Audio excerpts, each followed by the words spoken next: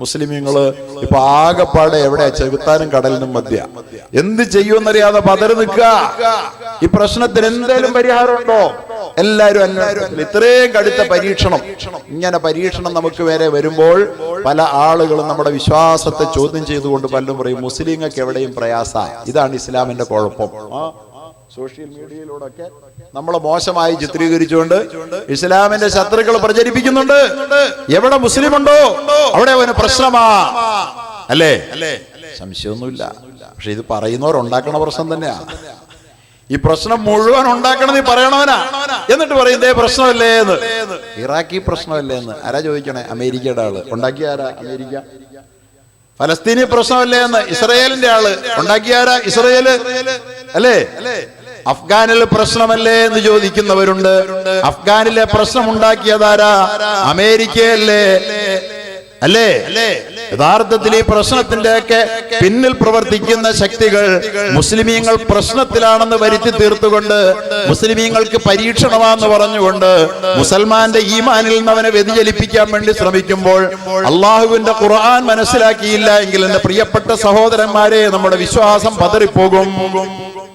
ശരിയാണല്ലോ, ഇത്രയും വലിയ പരീക്ഷണം വേറെ ആർക്കും ഇല്ലാത്ത ഇത്രയും വലിയ പരീക്ഷണം പിന്നെന്തിനാ നമുക്ക് മാത്രം?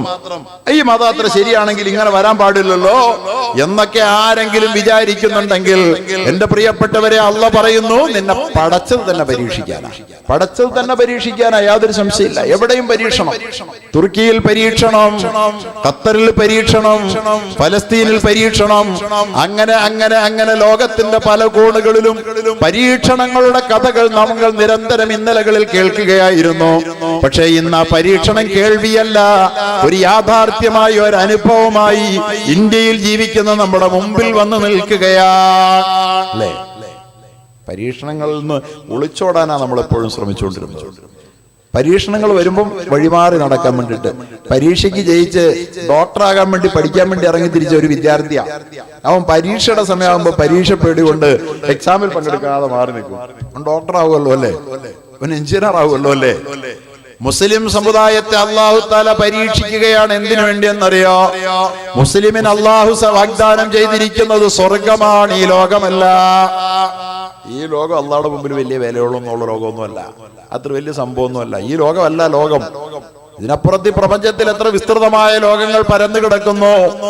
എത്രയോ വിശാലമാണ് ഈ പ്രപഞ്ചത്തിന്റെ തിരുമുറ്റം. ആ ലോകത്ത് ഈ ഭൂമിയുടെ വില എന്ന് പറയുന്നത്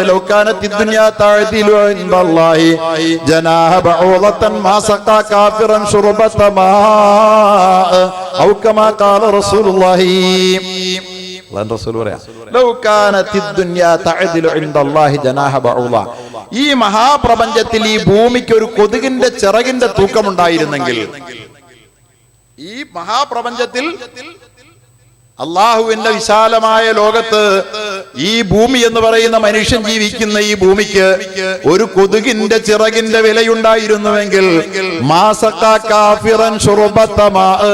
അള്ളയെ നിഷേധിക്കുന്ന ഒരു കാഫിറിന്, ഒരു സത്യനിഷേധിയെ അള്ളാഹു ഒരിറക്ക് വെള്ളം കുടിപ്പിക്കുമായിരുന്നില്ലെന്ന് മുഹമ്മദ് മുസ്തഫ. അള്ളാഹ്ക്ക് അതറിയാമായിരുന്നു. ഓരോറക്ക് വെള്ളം കുടിക്കാൻ അനുവദിക്കല ഈ ഭൂമിയിൽ. ഇതിനൊരു വില ഉണ്ടായിരുന്നെങ്കിൽ അള്ളാഹ്ക്ക്. പക്ഷെ ആകെ അനന്ത വിസ്തൃതമായി ഈ പ്രപഞ്ചമുറ്റത്ത് അറിയുമോ ഈ ഭൂമി എത്ര ചെറുതാണെന്ന്? ഈ ഭൂമിയേക്കാൾ 13.5 ലക്ഷം ഇരട്ടി വലിപ്പമുള്ളതാണ് സൗരയൂഥത്തിന്റെ കേന്ദ്രബിന്ദുവായ സൂര്യൻ, അല്ലേ? ഭൂമിയേക്കാൾ 13.5 ലക്ഷം ഇരട്ടി വലിപ്പമുണ്ട്. അതുപോലത്തെ വേറെയും 10 ഗോളങ്ങൾ കൂടുമ്പോഴേ ഒരു സൗരയൂഥം രൂപപ്പെടുന്നുള്ളൂ. പ്രിയപ്പെട്ടവരെ, അങ്ങനത്തെ ഒരു സൗരയൂഥം തന്നെ ഭൂമിയേക്കാൾ എത്രയോ 10,000-കണക്കിനല്ല, ദശലക്ഷക്കണക്കിനല്ല, കോടിക്കണക്കിന് ഇരട്ടി വലിപ്പമുള്ളതാണ്. ഒരു സൗരയൂഥത്തിന് ഈ ഭൂമിയേക്കാൾ കോടിക്കണക്കിന് ഇരട്ടി വലിപ്പമുണ്ട്. ഈ ഭൂമിയേക്കാൾ. അതാ റസൂലുള്ള പറഞ്ഞ അന്ന് 6-ാം നൂറ്റാണ്ടിൽ പറയാ, ഈ ഭൂമിക്ക് ഈ ഭൂമിയുടെ തൂക്കം, ഈ ഭൂമിക്കുള്ള തൂക്കം അള്ളാഹുവിന്റെ ലോക ആ സാമ്രാജ്യത്തിൽ ഈ ഭൂമിയുടെ തൂക്കം ഒരു കൊതുകിന്റെ ചിറകിന്റെതെങ്കിലും ഉണ്ടായിരുന്നുവെങ്കിൽ അത്ര ചെറുതാ. ഒരു നിഷേധിയെ ഈ ഭൂമിയിൽ വെള്ളം കുടിപ്പിക്കാനല്ല, അത്ര പോലും പ്രാധാന്യം ഈ ഭൂമിക്ക് അല്ല കൊടുത്തിട്ടില്ല. ഇത് പരീക്ഷാ ഹാള് മാത്ര. ഇതൊരു പരീക്ഷ ഹാളാ. അള്ളാഹുവിന്റെ വിശാലമായ ഈ സാമ്രാജ്യത്വത്തിലെ ഒരു പരീക്ഷ ഹാൾ മാത്രമാണ്. ഈ പരീക്ഷ ഹാളിലൂടെ നമ്മൾ കടന്നുപോയിക്കൊണ്ടിരിക്കുക. അവിടെ പരീക്ഷ ഹാളിൽ ഇരുന്നുകൊണ്ടൊരു വിദ്യാർത്ഥി പറയാ ആകെ പരീക്ഷയാണ്. എന്താ പറയാ? ബെല്ലടിച്ച് പരീക്ഷ ഹാളിൽ പരീക്ഷ എഴുതാൻ വേണ്ടി കയറിയിരുന്ന വിദ്യാർത്ഥി പരീക്ഷ നടന്നുകൊണ്ടിരിക്കുന്നതിന്റെ തുടക്കം മുതൽ ഒടുക്കം വരെ എന്തോരം നേരമായി പരീക്ഷ തന്നെ പരീക്ഷ എന്ന് പറയുന്നത് പോലെയാണ് ഭൂമിയിൽ ജീവിക്കുന്ന മനുഷ്യൻ തന്റെ ജീവിതം പരീക്ഷ എന്ന് പറയുന്നത്. പരീക്ഷയ്ക്കല്ലെങ്കിൽ ഈ പരീക്ഷ ഹാളേ ഇല്ല. എന്റെ പ്രിയപ്പെട്ടവരെ, ഈ ഭൂമി സൗരയൂഥത്തിൽ കോടിക്കണക്കിന് മടങ്ങ് ചെറുതാ. അങ്ങനത്തെ സൗരയൂഥം ഒന്നല്ല, 10,000 കോടി സൗരയൂഥമുണ്ട് അത്രേ ഒരു ഗാലക്സിയിൽ. 10,000 കോടി സൗരയൂഥം. നിങ്ങൾക്കറിയോ 10,000 കോടി സൗരയൂഥം എന്ന് പറഞ്ഞാൽ എന്തോരം വരുമെന്ന്? 10,000 കോടി വരെ ഒന്ന് എണ്ണാൻ വേണ്ടി വരുന്ന സമയം എത്രയാണെന്നറിയോ? 2500 കൊല്ലം. 10,000 കോടി വരെ ഒന്ന് എണ്ണാൻ വേണ്ടി വരുന്ന സമയം എത്രയാ? 2500 കൊല്ലം വേണം. 1, 2, 3, 4 എന്ന് 10,000 കോടി എണ്ണണമെങ്കിൽ. ഞാൻ ഈ പറഞ്ഞ ഒരു സൗരയൂഥമല്ല, ഇതുപോലത്തെ ഒരു എണ്ണിത്തീരാൻ വേണ്ടി മാത്രം 2500 കൊല്ലം വേണ്ടി വരുന്ന അത്ര സൗരയൂഥമുണ്ട് ഈ പ്രപഞ്ചത്തിൽ. അപ്പൊ ഭൂമി എത്രയാ? ഭൂമി എവിടെ കിടക്കണു? ആ ഭൂമി കിടക്കണം. നാം എവിടെ കിടക്കുന്നു എന്നുള്ള ചോദ്യം പിന്നെയാ. ആ ഭൂമിയിലെ നാം പിന്നെ എന്തോരുണ്ടെന്നുള്ളത് വേറൊരു ചോദ്യം. അപ്പൊ ഈ 10,000 കോടി സൗരയൂഥങ്ങൾ കൊണ്ട് പ്രപഞ്ചം തീരുന്നോ? അതുമില്ല. 10,000 കോടി സൗരയൂഥം കൂടിയാൽ ഈ ലോകത്തൊരു ഗാലക്സി മാത്രമേ ആവുകയുള്ളൂ. ആ ഗാലക്സി അത്തരത്തിലുള്ള ഗാലക്സികൾ ലോകത്ത് എത്രയാ? 20,000 കോടി ഗാലക്സിയാ കണ്ടുപിടിക്കപ്പെട്ട ലോകത്ത്. അല്ലാഹു അക്ബർ. എന്താണ് ഈ പ്രപഞ്ചത്തിന്റെ വിശാലത? ആ പ്രപഞ്ച വിശാലതകളിൽ ഈ ലോകത്ത് ജനിക്കാനും ജീവിക്കാനും വിധിക്കപ്പെട്ട, അല്ലെങ്കിൽ അള്ളാഹു തെരഞ്ഞെടുത്ത ഈ കീടമാകുന്ന മനുഷ്യനെ അള്ളാഹു താല ഈ ലോകത്തേക്ക് അയച്ചിരിക്കുന്നത് ഈ ലോകത്തിൽ അവന്റെ ജീവിതം ഒതുങ്ങാനല്ല. ഈ ലോകത്തിൽ ഒതുങ്ങേണ്ട ഒരു ജീവിതം അല്ലിത്. ഈ ലോകത്തിൽ ഒതുങ്ങേണ്ട ജീവിതത്തിന് ഇത്രയും വലിയ ആസൂത്രണമൊന്നും വേണ്ട. വെറും പാറ്റകൾ, കീടങ്ങൾ, ജന്തുക്കളൊക്കെ പോലെ ആയാൽ മതി. ഇത്രയും വലിയ ബുദ്ധിശക്തിയുടെ ആവശ്യം വേണ്ട. ചന്ദ്രനിൽ കാലുകുത്താൻ മാത്രം ബുദ്ധിപരമായ വികാസം നേടേണ്ട കാര്യമില്ല.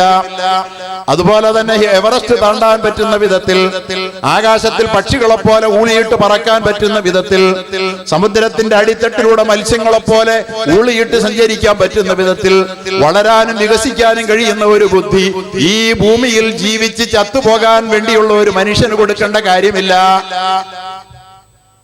അങ്ങനെ കൊടുക്കേണ്ട കാര്യമില്ല. ഈ മനുഷ്യന്റെ ഭാവനകൾ അതിരുകളില്ലാത്ത ഭാവനകളാണ്. ഇത്രയും വലിയ ഭാവന ഈ പ്രപഞ്ചത്തിലുള്ള വേറൊരു ജീവിയും ഇല്ല. ആ ഭാവനകൾ, എന്റെ പ്രിയപ്പെട്ടവരെ, ഈ ഭൂമിയുടെ അതിരുകളിൽ ഒതുങ്ങുന്നവനല്ല താനെന്ന് അവനോട് എത്രയോ വട്ടം വിളിച്ചു പറയുന്നുണ്ട്.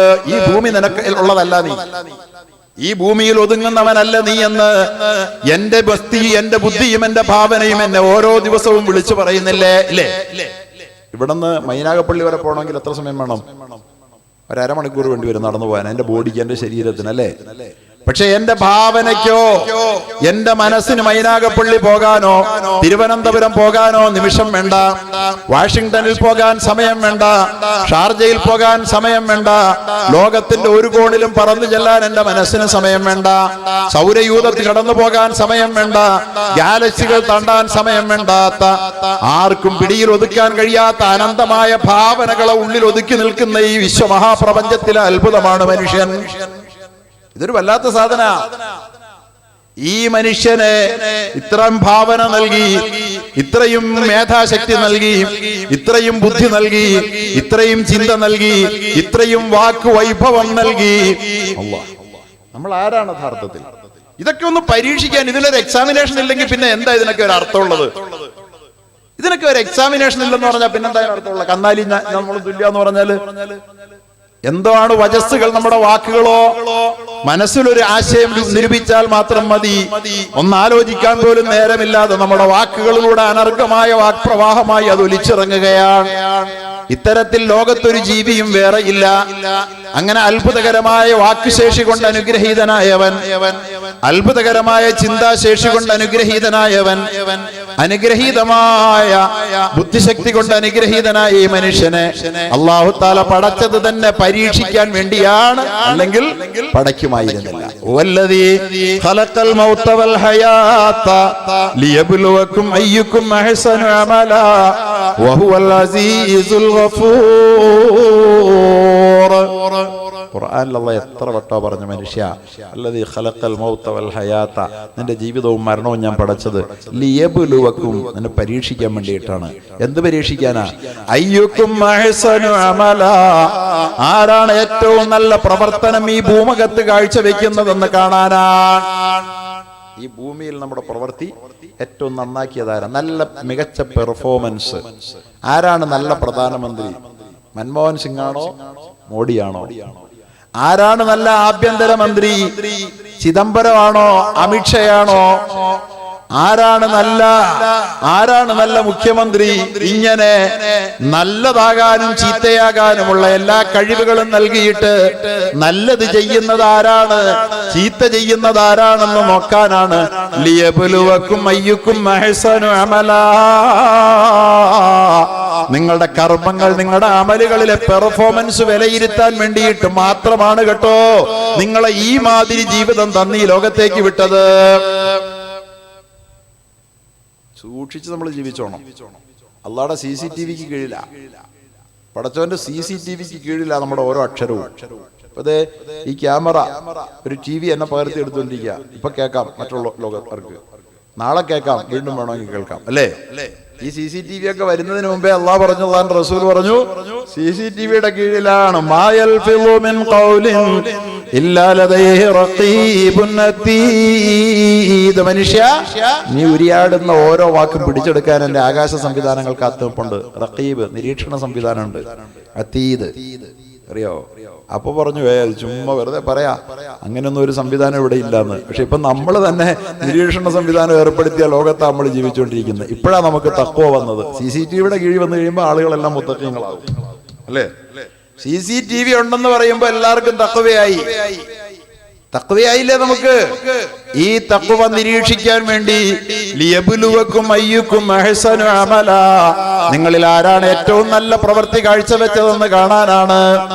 ആരാണ് ഏറ്റവും നല്ല പിതാവെന്നറിയാൻ, ആരാണ് ഏറ്റവും നല്ല ഭർത്താവെന്നറിയാൻ, ആരാണ് ഏറ്റവും നല്ല പുത്രനെന്നറിയാൻ, ആരാണ് ഏറ്റവും നല്ല സഹോദരനെന്നറിയാൻ, ആരാണ് ഏറ്റവും നല്ല അയൽക്കാരനെന്നറിയാൻ, ആരാണ് ഏറ്റവും നല്ല കച്ചവടക്കാരനെന്നറിയാൻ, ആരാണ് ഏറ്റവും മികച്ച ഉദ്യോഗസ്ഥനെന്നറിയാൻ, ആരാണ് ഈ ലോകത്തെ ഏറ്റവും മികച്ച സാമൂഹിക പ്രവർത്തകനെന്നറിയാൻ അല്ലാഹു തആല കാത്തിരിക്കുകയാണ് നമ്മുടെ ഓരോ നിമിഷവും നിരീക്ഷിച്ചുകൊണ്ട്. അങ്ങനെയുള്ള ഒരു ലോകത്ത് പരീക്ഷണമില്ലാതെ വരുമോ? പ്രിയപ്പെട്ടവരെ, ഈ ലോകത്ത് നമ്മളെ പരീക്ഷിക്കാൻ അള്ളാഹു ഉദ്ദേശിച്ചില്ലായിരുന്നെങ്കിൽ നമ്മളെ പടയ്ക്കുന്നതോടൊപ്പം തന്നെ അള്ളാഹു തആല ഇബ്ലീസിനെ പടയ്ക്കുമായിരുന്നു. ഇബ്ലീസിനെ പടച്ചത് അള്ളാഹ് അല്ല എന്ന് വിശ്വസിക്കുന്ന ആളുകൾക്ക് തീർച്ചയായിട്ടും ഈ പരീക്ഷണത്തെ ചോദ്യം ചെയ്യാം. ഇബ്ലീസിനെ പടച്ചിട്ടുള്ളത് അള്ളാഹ് ആണ് എന്ന് വിശ്വസിക്കാത്ത ആരെങ്കിലും മുസ്ലിം ഉണ്ടോ? ആദം നബിയെ, നമ്മുടെ പിതാവിനെ സ്വർഗത്തിൽ പടച്ചപ്പോൾ തന്നെ ആദം നബിയെ പിഴപ്പിക്കാൻ ഇബ്ലീസിനെ പടച്ചവൻ അള്ളയാണ്. അതുകൊണ്ട് നമ്മളെ വഴിതെറ്റിക്കാനും നമ്മളെ നശിപ്പിക്കാനും നമ്മളെ തകർക്കാനും ലോകത്തിന്റെ ശക്തികളും ശ്രമിക്കുമ്പോൾ അതൊന്നും അള്ളാഹ് കാണാതെയാണ്, ഇതൊന്നും ചെറുക്കാൻ അള്ളാഹ്ക്ക് കഴിയാത്തതാണ് എന്ന് ആരെങ്കിലും മുസ്ലിം വിചാരിച്ചാൽ അവനെങ്ങനെ വിചാരിക്കാം? എന്നിട്ട് അവന്റെ പാട്ടിന് പോകാം. അത്രേ ഉള്ളൂ. നമ്മളെ പിഴപ്പിക്കാനും നമ്മളെ തകർക്കാനും ലോകം ശ്രമിക്കും. തകർക്കാൻ വേണ്ടിയിട്ടുള്ള എല്ലാ അധികാരവും കൊടുത്തിട്ട് അള്ളാഹു തആല ഇബ്ലീസിനെ പടച്ച. അള്ളാഹുവിന്റെ മുമ്പിൽ ഇബ്ലീസ് വന്ന് വിളിച്ചു പറഞ്ഞില്ലേ, അള്ളാഹുവേ, നിന്റെ അടിമകളെ ഞാൻ പിഴപ്പിക്കും അല്ലാഹ്. അപ്പോഴും അള്ളാഹ് പറഞ്ഞു, പിഴപ്പിച്ചോ ഇബ്ലീസെ, കുഴപ്പമൊന്നുമില്ല.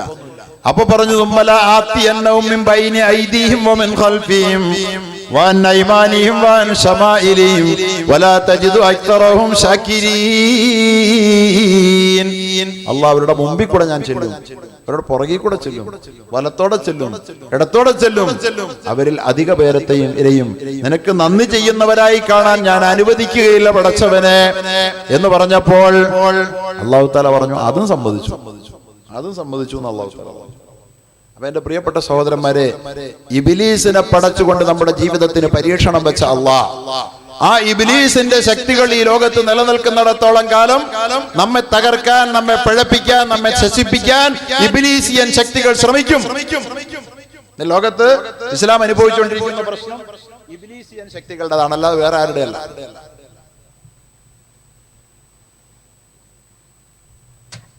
നമ്മളതിന് പറയുന്ന പേര് വേറെ ചിലത് പേരാണ്. ട്രംപ് എന്നാ ചിലപ്പോ നമ്മൾ പറയാം, ചിലപ്പോ നെതന്യാഹു എന്ന് പറയും, ചിലപ്പോ മോഡി എന്ന് പറയും, ചിലപ്പോ എന്ന് പറയും അമിത്ഷാ എന്ന് പറയും, അങ്ങനെ ചില പേരുകൾ പറയും. ആരാണിതൊക്കെ? ഇബ്ലീസിയൻ ശക്തികളാണ്.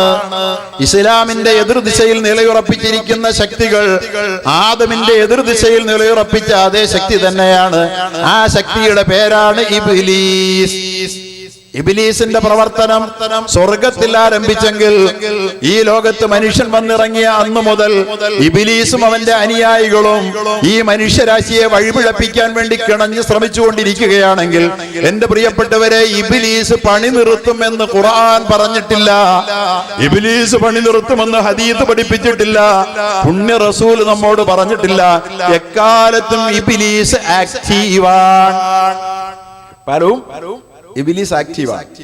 ആ ആക്റ്റീവായ ഇബ്ലീസിനെ നേരിട്ട് കൊണ്ടല്ലാതെ ഈ ലോകത്ത് രക്ഷപ്പെട്ട, വിജയിച്ച, അള്ളാഹുവിന്റെ പ്രീതി നേടിയ ഒരൊറ്റ വ്യക്തിയും കടന്നു പോയിട്ടില്ല. ഒരൊറ്റ ആള് പോലും. ശക്തമായ പോരാട്ടം. അക്കാര്യത്തിൽ ഏറ്റവും മികച്ച മാതൃക പ്രവാചകന്മാരാണ്, നബിമാരാ. നബിമാരുടെ ചരിത്രം അല്ലാഹു തആല പറഞ്ഞു തരുന്നത് പരീക്ഷണത്തിൽ മുസൽമാൻ പതറുണ്ടായെന്ന് പരിചയപ്പെടുത്താൻ വേണ്ടിയിട്ടാണ്. പരിശുദ്ധ ഖുർആനിൽ ഏതെങ്കിലും ഒരു ഭാഗത്ത് അല്ലാഹു സുബ്ഹാനഹു വ തആല മാനവരാശിയെ അഭിസംബോധന ചെയ്യുന്നത് മുഴുവൻ നബിമാരെ പരിചയപ്പെടുത്തിക്കൊണ്ടാണ്. നബിമാരെ പറയാതെ ഖുർആൻ ഒന്നും പറയണില്ല. എന്തിനാ ഈ നബിമാരെ പറയണേ? നബിമാരുടെ ഏതെങ്കിലും ഒരു ചരിത്രത്തിൽ അവർ ഇങ്ങനെ സുഖകരമായി അവരുടെ ജീവിതം ആരംഭിച്ചു, വളരെ സന്തോഷകരമായി സുഭിക്ഷമായ ഒരു ജീവിതത്തിലൂടെ അവരിങ്ങനെ കടന്നുപോയി. അവസാനം അവര് വളരെ രാജകീയമായ നിലയിൽ അവർ മരിച്ചുപോയി എന്ന് പറയുന്ന ഏതെങ്കിലും ഒരു നോവൽ, ഏതെങ്കിലും ഒരു പ്രവാചകന്റെ കാര്യത്തിൽ എടുക്കാനുണ്ടോ? ഏത് നബിയുടെ കഥ പറയുന്നത് എന്തിനാ? ഏത് നബിയുടെ കഥ പറയുന്നതും എന്തിനാണ്? ഇബ്ലീസിന്റെ ശക്തികളാ നബിക്കെതിരിൽ പ്രവർത്തിച്ചു. ചെറിയ ശ്രമമല്ല, തകർക്കാൻ ശ്രമിച്ചു, വകവരുത്താൻ ശ്രമിച്ചു, മുച്ചൂടും നശിപ്പിക്കാൻ ശ്രമിച്ചു. പക്ഷേ ഇബ്ലീസിന്റെ ശക്തികളെ തോൽപ്പിച്ചുകൊണ്ട് എന്റെ പിന്നിൽ, എന്റെ കൽപ്പനകളിൽ ഉറച്ചു നിന്ന പ്രവാചകന്മാർ വിജയിച്ചു എന്ന് പറയാനാണ്. പരീക്ഷണങ്ങളിലൂടെ എന്റെ നബിമാർ കടന്നുപോയി. പരീക്ഷണങ്ങൾ അവർ സന്തോഷത്തോടെ സ്വാഗതം ചെയ്തു എന്ന് പറയാൻ വേണ്ടിയിട്ടാണ്, അതിനു വേണ്ടിയിട്ടാണ്. മൂസ നബി അലൈഹി സ്വലാത്തു വസ്സലാമിന്റെ കഥ അള്ളാഹ് പറയുന്നില്ലേ? മൂസ നബിയുടെ കഥ അല്ലാഹു തആല 130 പ്രാവശ്യം ഖുർആനിൽ പറയുന്നുണ്ട്. മൂസ നബിയുടെ കഥ പറയുന്നിടത്താണ് നമുക്ക് സുപരിചിതനായ ഒരു സുഹൃത്തിനെ അല്ലാഹു തആല പരിചയപ്പെടുത്തുന്നത്. അതാരാണ്? ഫിർഔൻ. അല്ലേ? ഫിർഔൻ എന്ന് പറയുന്ന ഒരു സുഹൃത്തിനെ ഈസാ നബി അലൈഹി സ്വലാം, മൂസ അലൈഹി സ്വലാത്തു വസ്സലാമിന്റെ ഒരു പ്രതിയോഗി അല്ലാഹു തആല പരിചയപ്പെടുത്തുന്നുണ്ട്. എന്തിനാ അത് പറയുന്നതെന്നറിയാവോ? ഇന്ന് ഇസ്ലാമിൽ അന്ന് മൂസ നബിക്ക് ഫിർഔൻ ഉണ്ട്, അതിനു മുമ്പ് നൂഹ് നബിക്ക് നമ്രൂദ് ഉണ്ട്, അതിന് ഇബ്രാഹിം നബിക്ക് എതിരിൽ നമ്രൂദ് ഉണ്ട്, അതിനു മുമ്പ് നൂഹ് നബി അലൈഹി സ്വലാത്തു വസ്സലാമിന് എതിരിൽ പ്രമാണിമാരുണ്ട്, ഈസാ അലൈഹി സ്വലാത്തു വസ്സലാമിനെതിരിൽ ഇബ്ലീസിന്റെ പിണിയാളുകളുണ്ട്, മുഹമ്മദ് റസൂലുള്ളാഹിക്കെതിരിലും എതിരാളിയുണ്ട് എന്ന് പരിചയപ്പെടുത്താൻ മാത്രമാണ്.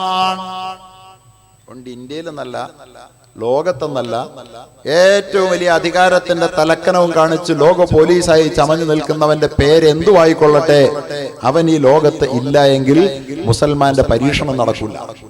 മുസൽമാന്റെ ഈമാന്റെ പരീക്ഷണം നടക്കണം ഇവിടെ. ഈ ലോകത്ത് ജീവിക്കുന്ന മുസൽമാൻ ആത്മാർത്ഥമായി അള്ളാഹുവിനെ അംഗീകരിച്ചാണോ അവന്റെ അനുഗ്രഹങ്ങളിലൂടെ കടന്നു പോകുന്നത് എന്ന് അള്ളാഹ്ക്ക് അറിയണം. അനുഗ്രഹം അല്ലാഹു തആല കൊടുക്കും. അനുഗ്രഹം കൊടുത്തിട്ട് നന്ദി ചെയ്യുന്നുണ്ടോ എന്ന് അല്ലാഹു തആല പരീക്ഷിക്കും. ആ അനുഗ്രഹത്തോട് നന്ദിയോടെ പ്രതികരിച്ചാൽ അല്ലാഹു അനുഗ്രഹത്തെ പെരുപ്പിച്ചു കൊടുക്കും. പരിശുദ്ധ ഖുർആൻ ലഇൻ ശകറതും ലഅസീദന്നകും വലഇൻ കഫർതും മിൻ അദാബി ലശദീദ്. അനുഗ്രഹം കൊടുത്താൽ നിങ്ങൾ അതിന്റെ അനുഗ്രഹത്തിന് നന്ദി ചെയ്താൽ എന്ത് ചെയ്യും? അല്ലാഹു അനുഗ്രഹം കൂട്ടിത്തരും. പക്ഷെ അനുഗ്രഹത്തെ നന്ദി ചെയ്തില്ലെങ്കിലോ ഇന്ന അദാബി ലശദീദ്, എന്റെ ശിക്ഷ കടുത്തതാണെന്ന് പരിശുദ്ധ ഖുർആൻ. അപ്പൊ നമ്മൾക്ക് ശിക്ഷ വരുന്നുണ്ടെങ്കിൽ അതിന്റെ കാരണം എന്താന്ന് ഇപ്പൊ മനസ്സിലായോ? നമുക്ക് അല്ലാഹു തആല ആവോളം അനുഗ്രഹങ്ങൾ വാരിക്കോരി തന്നിട്ട് ഒരു പരീക്ഷണം നടത്തും. ആ പരീക്ഷണത്തിൽ, ആ അനുഗ്രഹം തന്നുള്ള പരീക്ഷണത്തിൽ അള്ളാഹുവിനോട് നമ്മൾ നന്ദി ചെയ്താൽ എന്തിനെന്നറിയാതെ ആ അനുഗ്രഹം വർദ്ധിപ്പിച്ചു തരാൻ വേണ്ടിയാണ്. പക്ഷെ ആ അനുഗ്രഹത്തിന് നമ്മൾ നന്ദി ചെയ്തില്ലെങ്കിലോ നമ്മളെ അല്ലാഹു തആല ശിക്ഷിച്ചുകൊണ്ട് അല്ലാഹു തആല നമ്മളെ സ്വർഗത്തിന് പാകപ്പെടുത്തുമെന്നുള്ളത് പടച്ച തമ്പുരാന്റെ പരിപാടിയാണ്.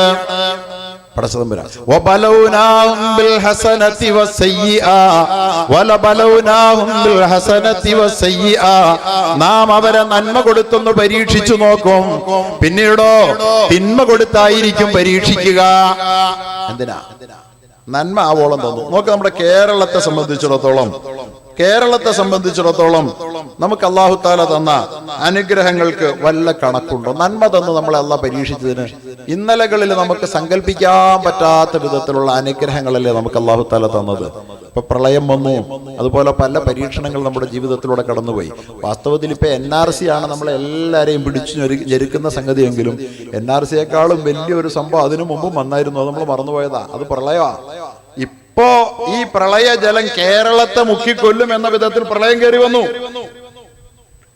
അല്ലാഹു തആല നമ്മുടെ ഈ സുഭിക്ഷത നിറഞ്ഞ ഒരു നാടിനെ അല്ലാഹു തആല അനുഗ്രഹം കൊണ്ട് പരീക്ഷിച്ചപ്പോൾ ആ അനുഗ്രഹത്തോട് നന്ദി ചെയ്യുന്നുണ്ടോ? ലിയബ്ലുവക്കും അയ്യുക്കും അഹ്സനു അമല. നമ്മുടെ പെർഫോമൻസ് എന്തായിരുന്നു എന്നറിയാൻ ആഗ്രഹിച്ച അല്ലാഹ് ആ പെർഫോമൻസ് മികച്ചതാക്കി കാട്ടിക്കൊടുക്കാൻ കഴിയാതെ പോയത് നമ്മുടെ നാടിന്റെ, നമ്മുടെ കേരളത്തിന്റെ ശാപമല്ലേ? നല്ല നില കാണിച്ചു കൊടുക്കാൻ പറ്റിയോ? പരീക്ഷണത്തെ കുറിച്ച് അല്ലാഹ് പറയുന്നത് എന്താ? മനുഷ്യനെ അല്ലാഹു തആല പരീക്ഷണത്തിന് വിധേയമാക്കുമ്പോൾ എങ്ങനെ? അവൻ അനുഗ്രഹങ്ങൾ വാരിച്ചോരിച്ചൊടുത്തുകൊണ്ട് അല്ലാഹു തആല പരീക്ഷിക്കുമ്പോൾ എന്താ അനുഗ്രഹം പടച്ചോനെ? കോരിച്ചൊരിയുന്ന മഴയത്ത് വാർന്നൊലിക്കുന്ന വീടുകളിൽ ഇന്നലകളിൽ ഒരു 25 കൊല്ലം മുമ്പ് താമസിച്ച നമ്മളെല്ലാം കോൺക്രീറ്റ് സൗധങ്ങളിൽ അന്തിയുറങ്ങുന്നവരായി അല്ലേ? അനുഗ്രഹമല്ലായിരുന്നോ? കൊടുംചൂടത്ത് പിടിച്ചു നിൽക്കാനാവാതെ എരിപൊരി കൊണ്ടിരുന്ന നമ്മുടെ എല്ലാം വീടുകളിൽ നിന്നൊരു മുറിയെങ്കിലും ശീതീകരിക്കപ്പെട്ടതായി, AC-വൽക്കരിക്കപ്പെട്ട വീടുകളായി നമ്മുടെ വീടുകൾ മാറി. പ്രിയപ്പെട്ടവരെ, കിലോമീറ്ററുകൾ നടന്ന് മാർക്കറ്റിൽ പോയി സാധനങ്ങൾ വാങ്ങിക്കൊണ്ടിരുന്ന നമ്മൾ ഇന്ന് 10 ചുവട് വെക്കേണ്ട ആവശ്യമില്ലാത്ത വിധം വീടുകളിൽ നമ്മൾ 2 വീലറും 3 വീലറും 4 വീലറും ഉള്ളവരായി മാറി അല്ലേ? അനുഗ്രഹങ്ങളാവോളം തന്ന അല്ലാഹു തആല നമ്മളെ പരീക്ഷിച്ചപ്പോൾ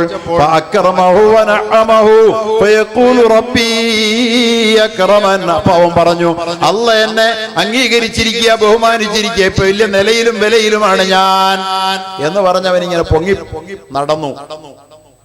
എന്നാൽ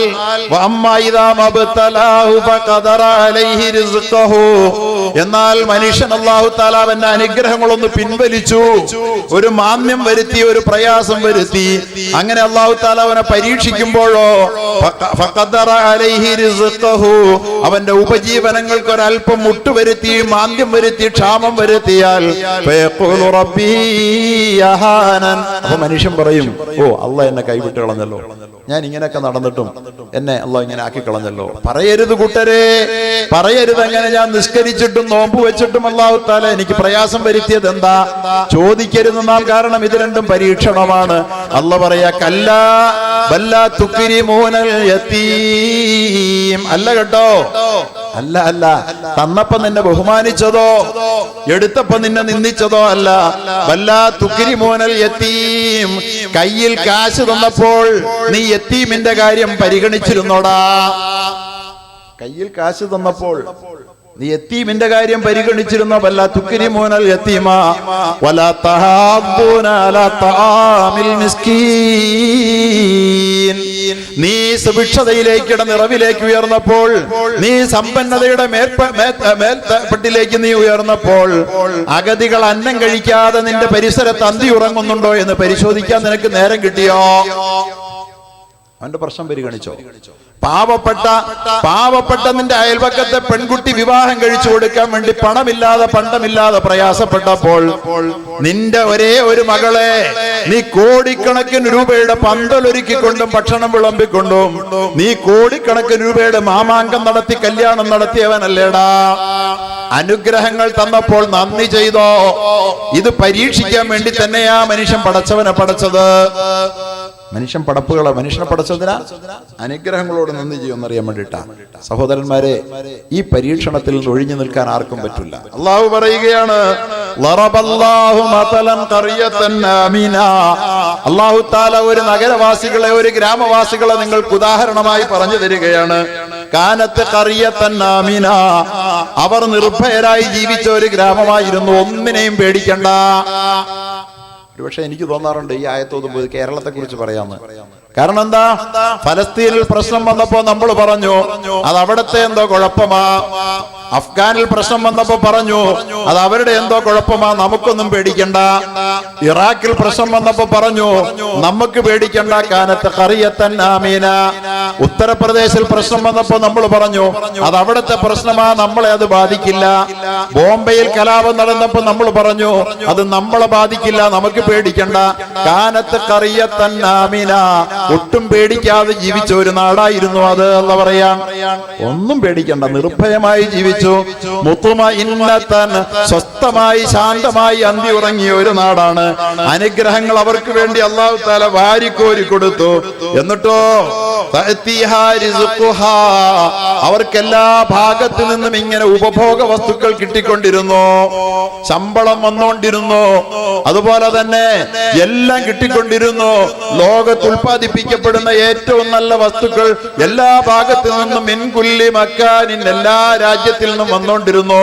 ഗൾഫിൽ നിന്ന് വന്നുകൊണ്ടിരുന്നു, ജർമ്മനിയിൽ നിന്ന് വന്നുകൊണ്ടിരുന്നു, അമേരിക്കയിൽ നിന്ന് വന്നുകൊണ്ടിരുന്നു.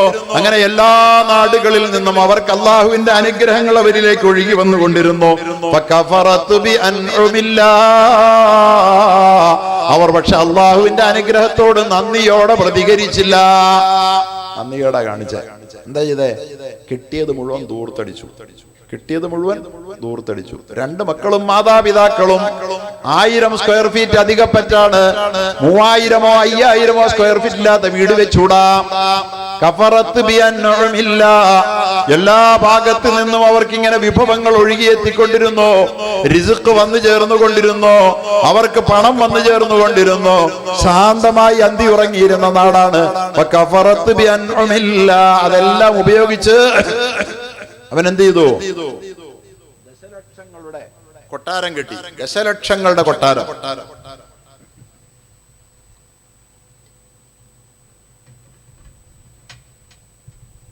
ദശലക്ഷക്കണക്കിന് രൂപയുടെ വാഹനങ്ങൾ അവൻ വാങ്ങി.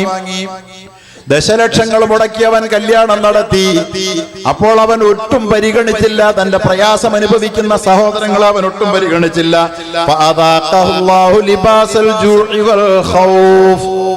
അല്ലാഹു പറയാ, വളരെ ഒട്ടും പിന്തിയില്ല. പൊടുന്നനെ അവരെ അല്ലാഹു തആല പിടിച്ചിട്ട് ലിബാസൽ ജൂ, വിശപ്പിന്റെ ഉടുപ്പ് ഒരു ഉത്തരിയുടെ തലയുടെ മുകളിൽ കൂടെ അല്ലാഹു തആല ഇട്ടു. വിശപ്പിന്റെ വൽ ഖൗഫ്, പേടിയുടെയും ഉടുപ്പെടുത്ത് അവരുടെ തലമണ്ടയെ കൂടെ അല്ലാഹു തആല ഇട്ട് കൊടുത്തു. അല്ലാഹു തആല പറയാ, കണ്ടില്ലായിരുന്നു പ്രളയം വന്നപ്പോ എൻ്റെ പള്ളിയുടെ സ്കൂളുണ്ട്. ആ പള്ളി സ്കൂള് ഒരു പ്രളയ ക്യാമ്പായിരുന്നു. 500 പേർക്ക് ഭക്ഷണം ഒരുക്കി. നാട്ടിലെ ഒന്നാന്തരം മുതലാളിമാരാണ് വീടൊക്കെ പൂട്ടിയിട്ട് അഭയാർത്ഥി ക്യാമ്പിൽ വന്ന് താമസിക്കുന്നത്. പലരും വന്നു, ബന്ധുമിത്രാദികളുടെ വീട്ടിൽ വന്ന് താമസിച്ചു. അപ്പോൾ പോലും അവർ അപരനെ ആശ്രയിച്ചുകൊണ്ട് അന്നം കഴിക്കേണ്ട 2 നില 3 നില കൊട്ടാരമുള്ളവർ പ്രളയം അവരുടെ വീടിന്റെ മട്ടുപ്പാവിൽ വന്ന് മുട്ടിയപ്പോൾ, പ്രിയപ്പെട്ടവരെ, വീട്ടിലേക്ക് പ്രളയം കടന്നു വന്നപ്പോൾ ചെറുക്കാനാവാതെ വീട്ടിൽ നിന്നിറങ്ങി അഭയാർത്ഥി ക്യാമ്പിൽ അഭയം പ്രാപിച്ചവരെ വിശപ്പ് വേട്ടയാടി. അന്യന്റെ അപരന്റെ സഹായം ആവശ്യമായി അല്ലേ? അല്ലെങ്കിൽ ബന്ധുവിന്റെ വീട്ടിൽ പോയി അഭയം പ്രാപിച്ചു, ബന്ധുവിന്റെ ഔദാര്യം അവൻ ആവശ്യമായി വന്നു. കേരളത്തിൽ വന്നതല്ലേ? അല്ലാഹു തആല വിശപ്പിന്റെ ഉത്തരീയമെടുത്ത് ഒരു ഉടുപ്പ് പോലെ അവനെ ധരിപ്പിച്ചു.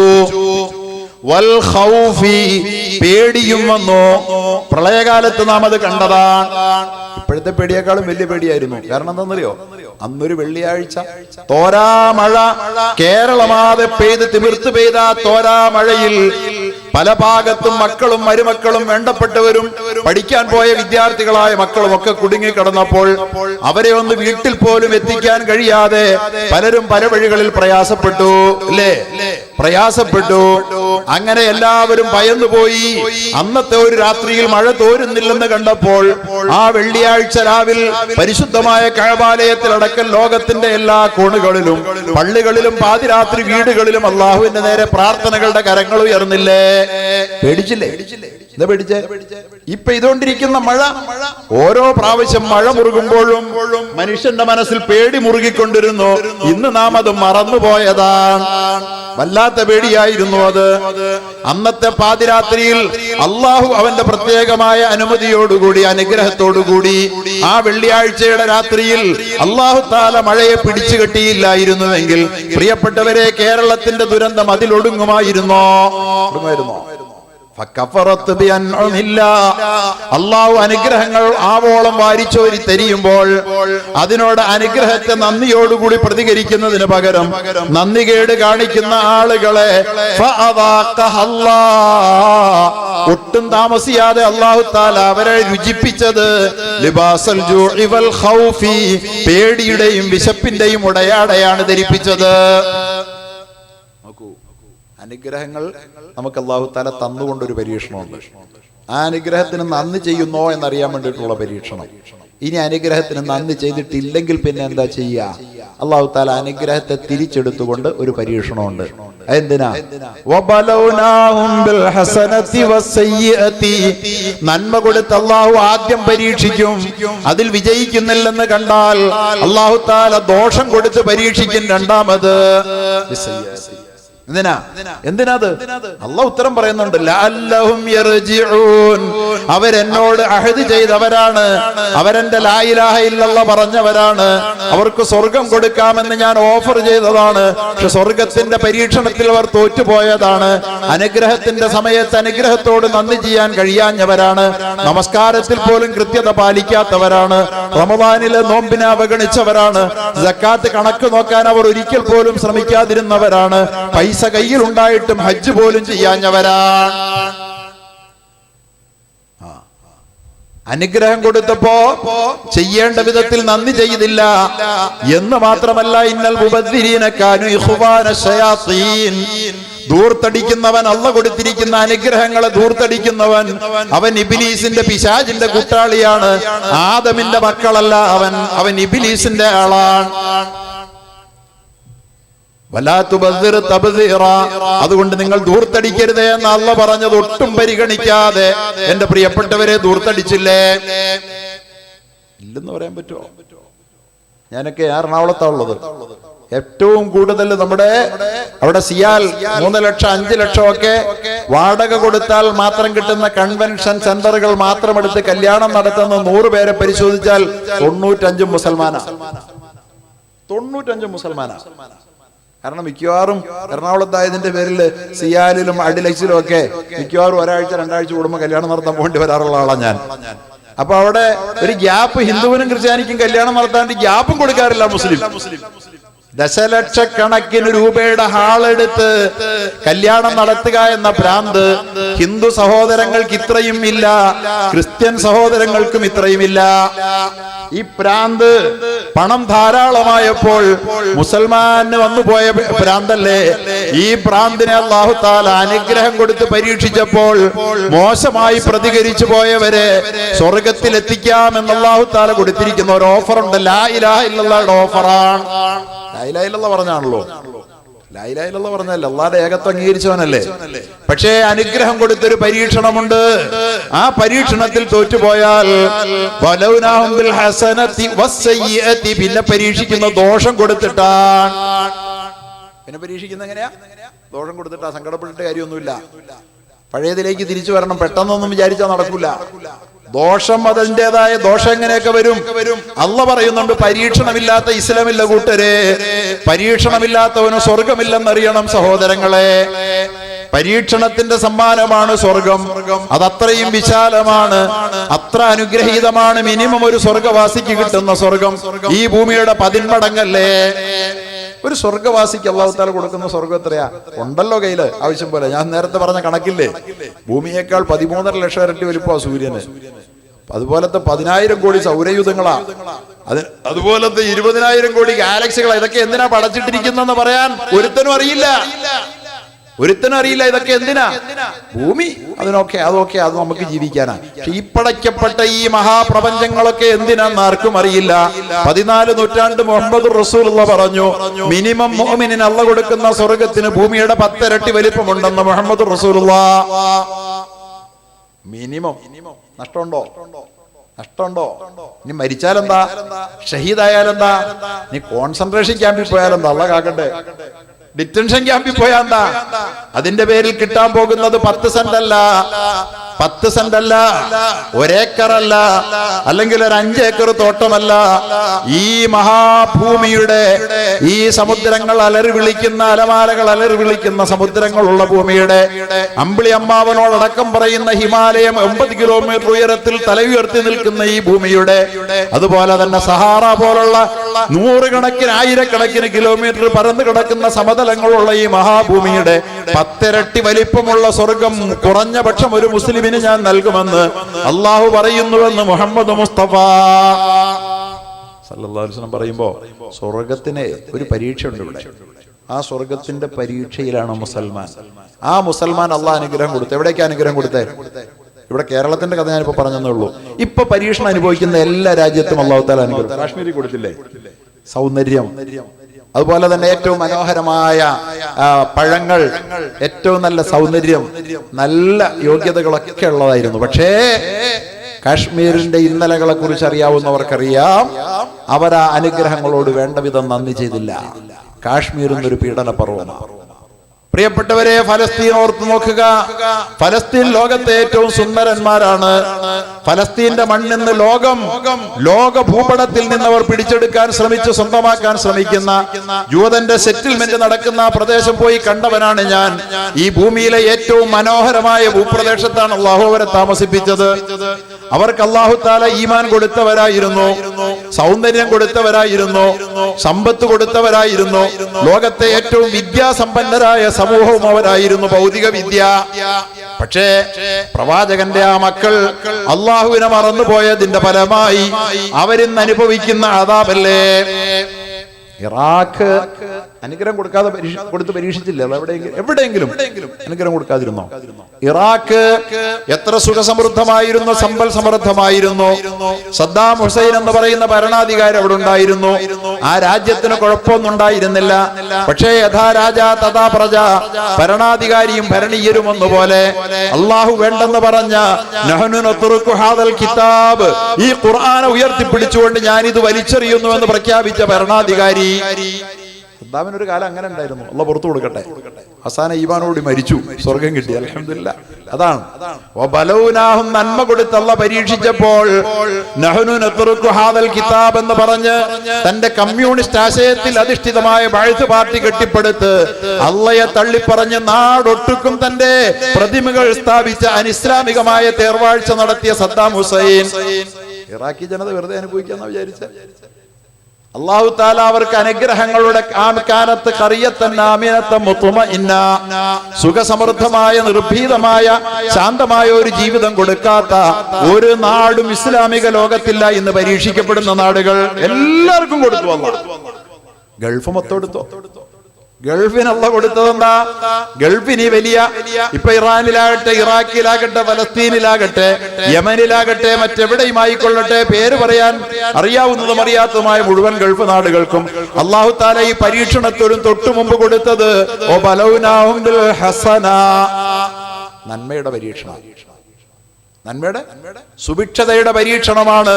ലോകത്തിന്റെ നാനാ കോണുകളിൽ നിന്നും കേരളത്തിൽ നടക്കം മുസ്ലിം മാത്രമല്ല ഹിന്ദുവും ക്രിസ്ത്യാനിയുമെല്ലാം അറബികളുടെ അടിമ വേലക്കാരായി ഈ രാജ്യത്ത് നിന്ന് ഒഴുകിപ്പോയില്ലേ? എന്തുകൊണ്ട്? അള്ളാഹു അവർക്ക് അനുഗ്രഹം കൊടുത്തത് കൊണ്ട്. ആ അനുഗ്രഹം കൊടുത്ത നാടുകളാണ് ഇന്ന്, ആ അനുഗ്രഹം കൊടുത്ത നാടുകളാണ് ഇന്ന് നരകയാതന അനുഭവിക്കുന്നതല്ലേ? അല്ലേ സഹോദരന്മാരെ? അല്ലേ? അവർ അള്ളാഹുവിന്റെ ദീനനുസരിച്ച് ജീവിക്കാൻ ശ്രമിച്ചോ? അവർ അള്ളാഹുവിന്റെ ദീനനുസരിച്ച് ലോകത്തിന് നന്മ ചെയ്യാൻ ശ്രമിച്ചോ? അവർ കിട്ടിയ സുഖസൗകര്യാദികളുടെ പറുദീസകളിൽ അവരിങ്ങനെ മതിച്ചു പുളയ്ക്കുകയല്ലേ ചെയ്തത്? പ്രിയപ്പെട്ടവരെ, ഇന്ന് അവർ കടുത്ത പരീക്ഷണത്തിലാണ്.